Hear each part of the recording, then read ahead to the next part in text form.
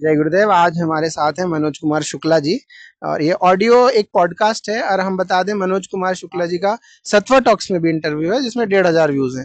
तो मनोज कुमार शुक्ला जी, आपका क्या बोलते हैं, अभी काफी अच्छा नवरात्रि का सेवा रहा, नए नए आपके मित्र भी बने हैं, तो कैसा रहा इस बार का आपका नवरात्रि का अनुभव? अमेजिंग रहा। जैसे जैसे सेवा करते हैं ना, आनंद की लहर अंदर से उठने लगती है। और यहाँ जो एडवांस कोर्स मिला है सेवा करने, सेवा ही एडवांस कोर्स है, सेवा नहीं है यहाँ पे।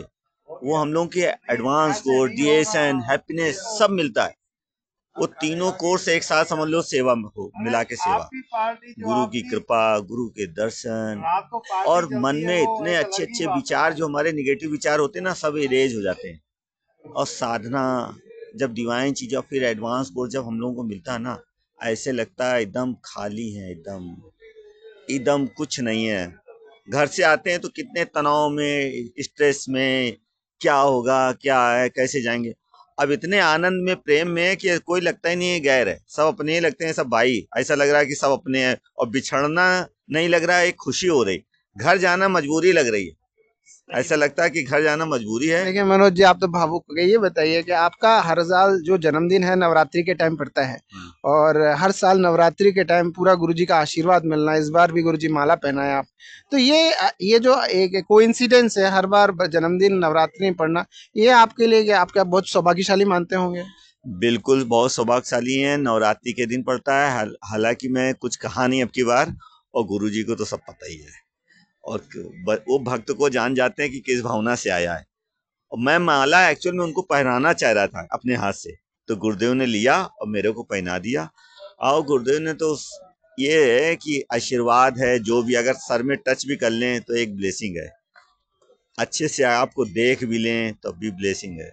तो गुरु की तो यही है, दर्शन मिल जाते हैं, यही हम बहुत सौभाग्यशाली हैं। पैर छूने की तो बात ही अलग है। तो गुरु के दर्शन, गुरु के पास निकट आपको फीलिंग हो जाए तो आपके कर्मा कट गए, समझ लो, पुण्य जागृत है। जब गुरु के दर्शन होते हैं ना, तो आपके पुण्य जागृत हैं, तभी दर्शन होते हैं। नहीं तो आप लाइन में लगे रहो, भटकते रहो इधर उधर, जा ही नहीं पाओगे।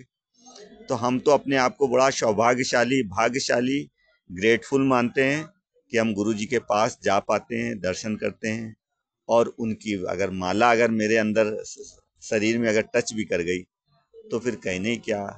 अच्छा, और जैसे सप्तमी की रात को और छठ चंडी होमन वाले दिन के पहले आप लोग 4 बजे तक सेवा करते रहे रात को, तो थोड़ा हमें वो बताएं, उस रात को ऐसा आपने क्या काम किया कि इतना रात भर जगना पड़ा? अरे, रथ जागरण जागरण रहा, समझ लो। जैसे अपने क्या बोलते हैं, गरबा होता है, रात भर खेलते हैं, वैसे ही आनंद, गरबा चलता रहा, भजन चलते रहे, देवी के भजन, डांस में मस्ती के साथ सब काम होते रहे।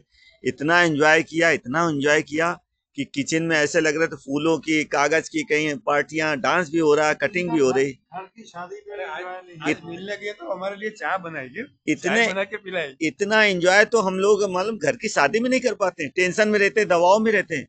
और ऐसी आनंद रहे, मालूम है, क्या बात है भाई, वाह। बस वाह ही निकल सकता है। अच्छा, काफी दफा जब आप लोग किचन में सेवा कर रहे थे, गुरुजी का भी सरप्राइज विजिट हुआ, वो जब अचानक से गुरुजी आए, उनके उनके बारे में थोड़ा सा बताएं। अरे, हम लोगों को पता चला कि बाहर लाइन लगी है, गुरुजी आ रहे हैं। तो हम लोग किचन के सेवक थे तो अंदर तो चले गए। और गुरुजी आए तो एक हमारे साथ साथी था, उससे पूछा कि नाखून कटे, नल कटे हैं कि नहीं।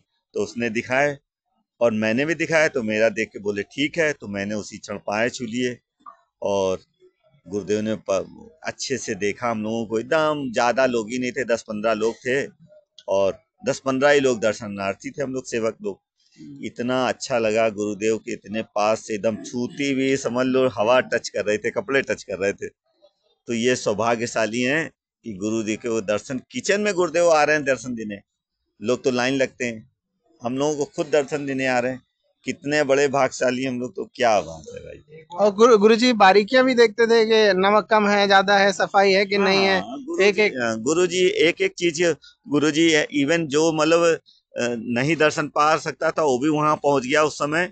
और बड़े सौभाग्यशाली लोग जो मतलब सोच नहीं सकते तो उन्हीं को दर्शन हुए, जो सोच नहीं रहे थे कि दर्शन हो जाएंगे, उनको दर्शन दिए गुरुदेव ने।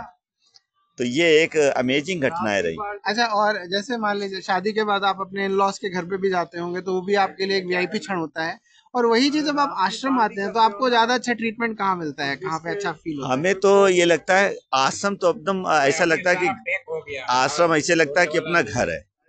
हमने हर प्रकार की सेवा दी और सब में बहुत आनंद अपनत्व महसूस हुआ।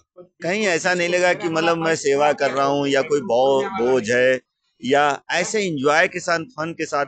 और सभी सहयोगी सभी अच्छे हैं। आश्रम के जितने भी स्टाफ है वो इतना कोऑपरेशन वाला है, इतना कोऑर्डिनेटर वाला है कि मजा आ जाती है। आश्रम आके एकदम ऐसा लगता है कि असली घर तो यही है। अच्छा, अब अगला ट्रिप आपका शिवरात्रि पे लगेगा या अगले नवरात्रि या कोई और प्लान है? देखो, गुरु की कृपा हो जाएगी, शिवरात्रि में भी आऊंगा, नवरात्रि में तो पक्का आऊंगा। ओके, जय गुरुदेव। ये थे हमारे साथ मनोज कुमार शुक्ला जी। इन्होंने हमारे साथ आपका भी बहुत बहुत धन्यवाद। इतने सारी स्टोरीज की। अब इसको हम यूट्यूब पे डालेंगे कल। जय गुरुदेव। जय गुरुदेव भैया। देखो आप।